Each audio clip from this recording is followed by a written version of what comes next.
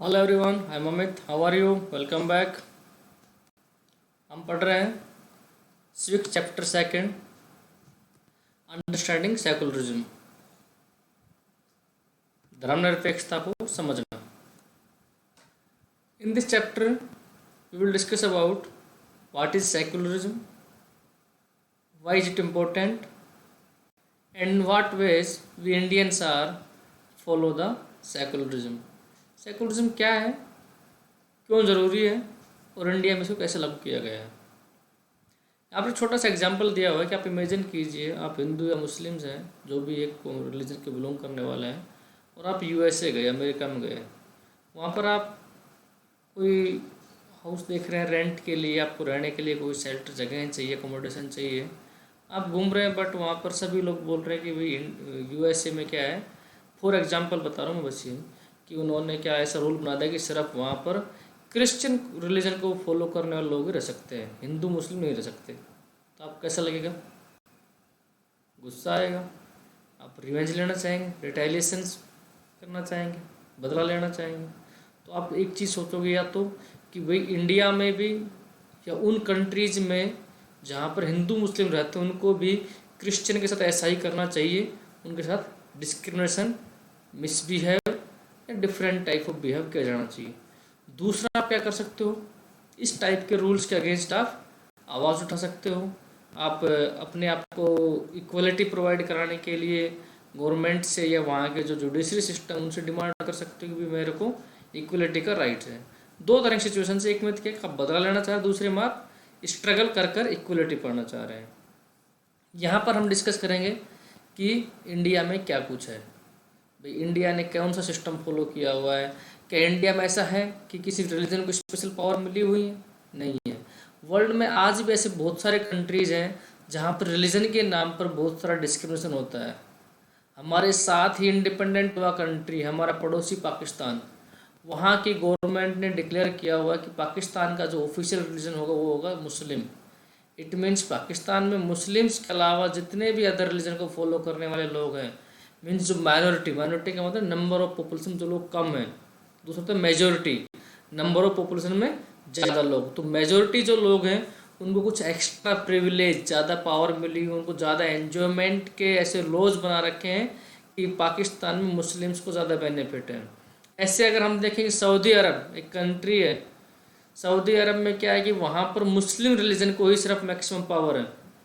मुस्लिम religion के अलावा जितने भी रिलीजन को फॉलो करने वाले लोग हैं, नॉन मुस्लिम्स हैं, चाहे वो किसी भी रिलीजन को फॉलो करने वाले हो, हिंदू हो, जैन हो, क्रिश्चियन हो, सिख हो, जीव कोई भी हो, वो अपने रिलीजन का जो सिस्टम होता है ना, ओथ, प्रार्थना, प्रेयर्स वगैरह करने का, वो पब्लिकली नहीं कर सकते हैं। साथ ही साथ वहाँ पर पब्लिकली किसी अदर रिलीजन का कोई भी रिलीजियस प्लेस का कंस्ट्रक्शन नहीं होगा, जैसे टेम्पल, चर्च, गिरजाघर, गुरुद्वारा, ऐसा बनाना सऊदी अरब में बैन है। वहाँ पर सिर्फ मस्जिद बना सकते हैं और मुस्लिम रिलीजन के ही जो प्रेयर्स वगैरह हैं या इनके जो ओथ वगैरह हैं वो लोग ले सकते हैं। तो थोड़ा सा हमें लगा, अटपटा सा लग रहा होगा भाई ये क्या मतलब है, जब वहाँ पर सभी रिलीजन के लोग रहते हैं तो उनको उनकी धार्मिक आज़ादी, उनकी रिलीजियस फ्रीडम क्यों नहीं है। ऐसी आपने हिस्ट्री में पहले कभी सुना होगा किसी से कि हिटलर हुआ था जर्मनी में, उसने वहाँ पर जो जीव्स, एक रिलीजन यहूदी, जीव्स यहूदी, यहाँ पर लिखा हुआ JEWS, जीव्स या हिंदी में यहूदी बोलते हैं। उसने क्या कहा था कि इस जीव्स रिलीजन का जो फॉलो करने वाले लोग थे उनको मर्डर करवा, उनको मरवा दिया था, उनको ख़त्म कर दिया था। वो नफरत करता था, उसने रिलीजन के बेस पर कंट्री में बहुत से लोगों की हत्याएं कर दी थी, मर्डर कर दिया था। जो लोग हिटलर के रिलीजन को फॉलो नहीं करते लोग, वहाँ पर स्पेशली जीव्स लोग थे, उनको उसने मार दिया था। उस चीज़ का बदला लेने के लिए, हिटलर ने जो उस टाइम पर किया था उसका बदला लेने के लिए आज भी ऐसे आपको बहुत सारे एग्जाम्पल मिलेंगे। जो इजराइल जो कंट्री है, एशियन कंट्री, इजराइल कंट्री काफ़ी पावरफुल कंट्री, छोटा सा कंट्री है। इजराइल में मैक्सिमम जीव्स हैं, ये लोग हैं जिनको हिटलर ने मारा था। तो ये लोग क्या करते हैं, अब मुस्लिम्स और क्रिश्चियंस के साथ थोड़ा सा इक्वल बिहेव नहीं करते, उनसे ये बैडली या मतलब मैनर्स से बात नहीं करेंगे, या उनके साथ बहुत सारे मिसबिहेव टाइप के या अनडिस्क्रिमिनेशन किया जा रहा है इजराइल में, ऐसा कुछ एग्जाम्पल आते हैं। तो ये एक तरह से सही नहीं है भाई।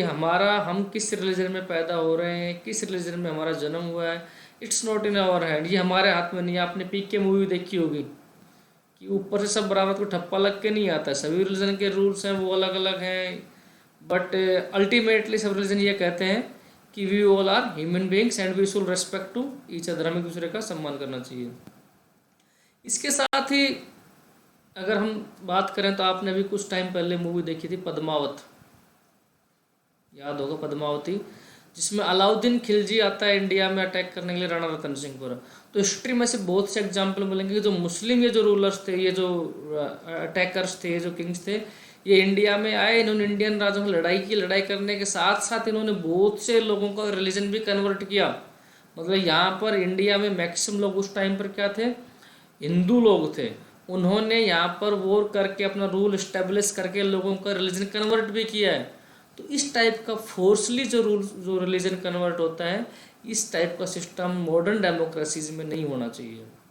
तो यहाँ हम पढ़ेंगे व्हाट इज़ सेकुलरिज्म। सेकुलरिज्म क्या है, इसका सिंपल सा मीनिंग क्या है आज के टाइम पर, कि किसी भी गवर्नमेंट का, किसी भी कंट्री की गवर्नमेंट का, किसी भी स्टेट का, यहाँ पर हम जनरली पॉलिटिकल साइंस में गवर्नमेंट को स्टेट बोलते हैं। स्टेट वाला ये स्टेट नहीं कि भाई हरियाणा, राजस्थान, पंजाब स्टेट, यहाँ पर गवर्नमेंट्स का मीनिंग किससे, स्टेट से है।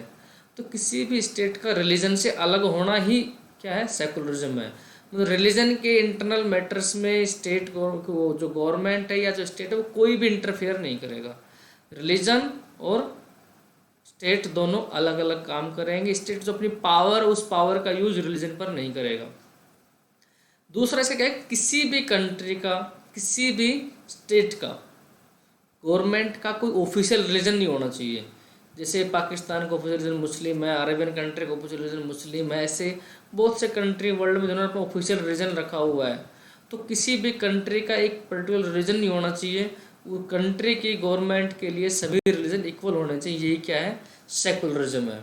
यहाँ पर दिया हुआ है, आप थोड़ा मार्क कर लेना, अपनी नोटबुक में लिख लेना कि इंडिया के साथ secularism, Indian secularism, Indian constitution contains fundamental right that protect us against the state power as well as against the tyranny of the majority। हमने पहले डिस्कस किया था कि इंडिया में जो कॉन्स्टिट्यूशन, इंडियन कॉन्स्टिट्यूशन में फंडामेंटल राइट्स हैं part 3 में। इंडियन कॉन्स्टिट्यूशन में टोटल 22 पार्ट्स हैं। कितने पार्ट्स हैं, 22 पार्ट्स, और 395 आर्टिकल है। तो 395 जो आर्टिकल है ना, उन आर्टिकल्स में से कुछ आर्टिकल्स में क्या दिए हुए हैं, फंडामेंटल राइट्स। आर्टिकल नंबर 12 से 35 तक क्या है, फंडामेंटल राइट्स हैं। और जो 22 पार्ट्स थे, उन पार्ट्स में से पार्ट 3 में क्या है, पूरे पार्ट 3 में फंडामेंटल राइट, हमारे 6 फंडामेंटल राइट्स हैं। तो उन 6 फंडामेंटल राइट्स में से 2 फंडामेंटल राइट, जो फंडामेंटल राइट नंबर 4 और 5 हैं, उनमें सेकुलरिज्म की बात की गई है। जो माइनॉरिटी, जो रिलीजन को फॉलो करने वाले लोग, उनकी बात की गई है। तो यहाँ पर यही कह रहा है कि Indian constitution contents fundamental right that protect us against the state power as well as against the tyranny of the majority. ये कह रहा है कि जो इंडियन कॉन्स्टिट्यूशन का जो फंडामेंटल राइट्स है, हमें गवर्नमेंट की जो पावर है, उस पावर से तो बचाते ही बचाते हैं, मतलब गवर्नमेंट पावर का मिसयूज ना करें। साथ ही साथ जो कंट्री के मेजोरिटी कम्युनिटी के लोग हैं, उनकी मनमर्जी करने से भी रोकते, उनकी मनमानी। या टायरनी का मीनिंग क्या होता है, मनमर्जी, कुछ भी करना, एब्सोल्यूट पावर, अधिकतम पावर देना, कुछ भी, कैसी पावर। दूसरा पॉइंट क्या है, Indian constitution allow individual the freedom to live by their religious beliefs and practice as they interpret the. जो कह रहा है कि कोई भी इंडियन पर्सन है, चाहे किसी रिलीजन को फॉलो करने वाला है, उसको अपने रिलीजन की जो फीलिंग्स, उनको एक्सप्रेस करने का पूरा राइट है।